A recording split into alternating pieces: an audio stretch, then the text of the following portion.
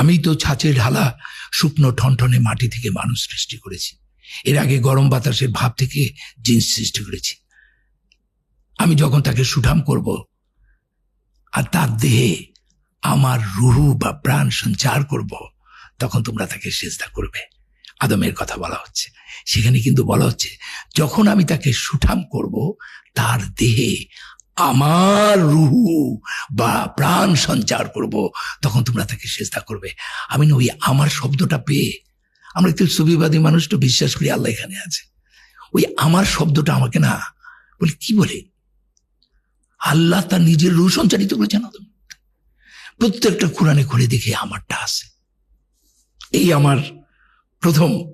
আর আমি খুব তখন বিবিসি দেখতাম, একটু বলেই নেই যে ইসলামকে ধর্মকে অস্বীকার করা এক ধরনের সাইন অফ ইন্টেলেকচুয়ালিজম, তাই না?